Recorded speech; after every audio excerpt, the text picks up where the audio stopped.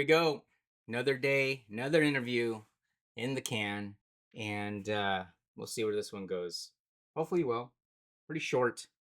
Got dressed up because it was a Teams meeting, but it was with a recruiter, and they usually just do the phone. But since it was on Teams, and I was like, oh, but I'm excited to get the day going because when you have that interview and you're prepping, it's like you put everything else aside so you can focus and get the interview done. And today I was just like, I gotta focus. And so now I can pick up where we left off. And we'll talk about working out. Well, it's always interesting to me with these interviews how people are, the information that you're getting and receiving is pretty much the same. And it's always about, are you saying what they want to hear? And for the most part, I usually will pass the first round.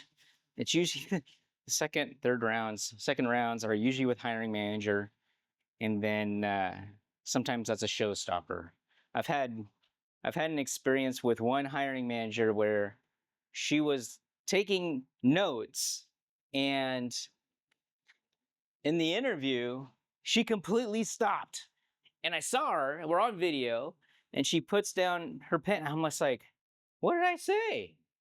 And I just kept on going. I mean, I didn't, at that point, you don't go, did I say something wrong? But I didn't quite understand it. And obviously, I didn't make that one. But yeah, it's just maybe that's a good reason. That's the only thing we could say is it happened for a reason, and it's probably a good reason. And there's nothing we can do about it but move on.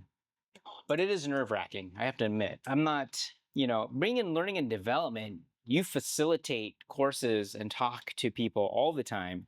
But for whatever reason, when it comes to an interview, maybe it's like an interrogation. I think back in the day, I even applied to be a Washington State Patrol officer. I made the cut. I think the shortest you could be at that point was like 5'2" or 5 foot. So I made the cut on that end, and I had to do a panel interview, which in person. I mean, nowadays it's all virtual, but in person, and that was nerve wracking on its own. I obviously didn't make it because I'm not a police officer. Thank God, though. I mean, I don't. That's a tough job, honestly. That's a very stressful job, I think, and I think that's one thing that I'm thankful that I didn't go down that path. Panel interviews, I think I've been watching a lot of videos on training and develop or on interviewing and what to look for, how to calm yourself, how to prepare. Came across a LinkedIn video from this gentleman called Matt Abrahams. So for those who are basically looking for a job like I am, he was in HR for over a decade, and he has a lot of good tips on uh, interviewing. So I'll put a link to his podcast in the show notes just so you guys have it. If anyone else is looking for a job, because I mean, I tell you, sometimes, you get locked up, you don't know what to say, you get frozen, you say the wrong thing. And he's, I'm going to have it. I write down all like prep questions and my prep answers and have them ready to go. Like even today, she goes, well, tell me about yourself. I just read it. Now that they said, don't do that, but I do it. And I think you could tell I'm reading it. But the other stuff, the other questions, I think after a while you interview so much that you already know the answers are going to come to your mind. It's like practice, right? And so the first 6 months of interviewing, you're like, I'm not getting these jobs. And then towards the end, this happened to me back in the pandemic. I think I got laid off March 30th. And then all the way to March to September, I was interviewing. And then finally, I landed a job in September. But I think it was because it was constant practice. And that time, I was completely stressed out. Like my wife and I, we had our one daughter at that point, and we were renting a house. I just lost my job. Obviously, I didn't have a huge amount of savings, so we had to cut our lease. Moved in. My wife had this idea of leasing a a airstream, a little airstream that we would sleep in. Moved into the driveway of my sister-in-law's. I mean, and I had an office set up in that thing, and she would go and take the baby into the house with the sister-in-law during the day, and I was constantly applying. I mean, I lost count how many, I didn't even keep track. I kept a spreadsheet because I was on unemployment at the time, but it was bad time. So I have empathy for those who are laid off because I've had to go through it 3 times in my life, and it's not fun. I think this time I'm taking it with stride. I'm a little bit more relaxed, and I feel like things are gonna work out. I feel that way. So we're getting close, you know. I think I might just interview while I have a job just to interview because it's a skill set. I mean, it truly is a skill set to think on your feet in that type of situation. But otherwise, if you're at work, you know, the pressure's not on you. The pressure's on the project, the pressure's on the team, the pressure's on whatever you're developing. But when you're interviewing, everyone's just looking at you. And it's like, wow. And then I have to come up, it's not preparing your answer. It's you just have to be spot on. You got to hit. And mostly, tip, and I've said this before in another episode, you just have to have them like you. Period.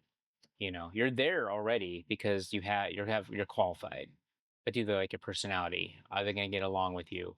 Are you easy to talk to? Do you enunciate? Can you communicate? Can you lead? Can you have that diverse focus of doing what you need to do? Anyways, today, day 3. Is it today? Yeah. Day 3, week 3. Here is our affirmation. I choose to focus on progress, not perfection. Whoever came up with the idea, and this is what I've heard in the past, practice makes perfect. It's never going to be perfect. Practice makes progress.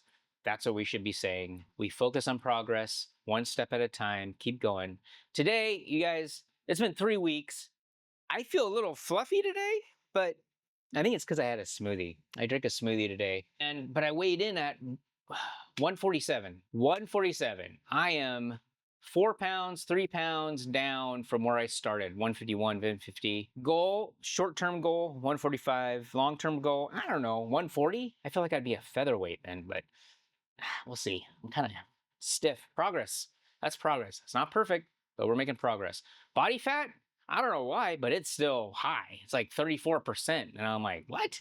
I don't know. Maybe it's sodium. I did see on the Diary of a CEO, they were talking about creatine, which was very interesting to me because I took creatine back in the day in my 20s. And my size, I mean, I got huge to a certain degree. I mean, I had 16-inch biceps. Right now, they're probably 14-inch. I had 16-inch biceps. I was working out daily basis, but they're saying studies now that creatine actually helps your cognitive brain.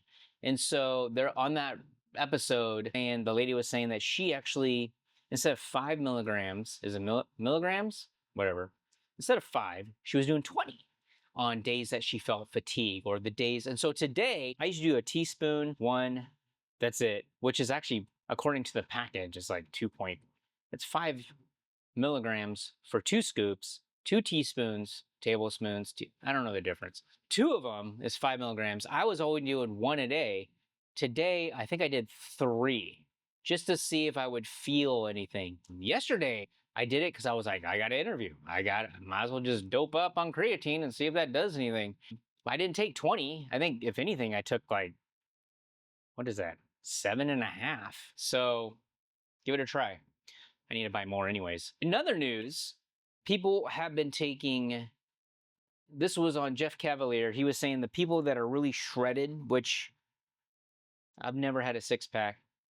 There you go. They actually do at least apple cider vinegar 1 time a week. And it's just a drop. It's just a little bit, like a tablespoon in water. It's not that bad. You just chug it. I would never do it straight. Don't do that. I'll burn your mouth. But he said that helps. Like, does something to the fat. I don't know. So I'm going to try that. I got to put it on the calendar or I'll forget. But I'll try that 1 day a week. I should probably do it on the days I don't work out. I wonder if that makes a difference. But today we are going to go and we're doing my favorite, legs. You know that face pull shoulder thing, I can feel that today, which is kind of unusual. I mean, I didn't do that heavy. I'm happy to say I do believe finally the baby recognizes me and doesn't cry when I hold her. When I am a father of two now, hence the baby. Other than that, folks, we're just one day at a time. If you haven't started working out, this is your chance. Jump in. It's only week 3 for me.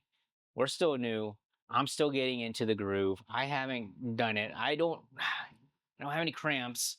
I think 2 days ago I did have a cramp in my leg, which I forgot to report on. So I've been taking a little bit of magnesium. I don't know. Do you guys take the capsule or the powder? My wife has the powder. I take it, dump it on my tongue, and for whatever reason, it's warm. Now, I don't know if that's the same type of magnesium as the one that you light on fire. I don't know. I'm not a scientist, but it's warm, which I chug water to wash it down, but it seems to help. So here we go. Make it happen. I'll see you in the next day 4.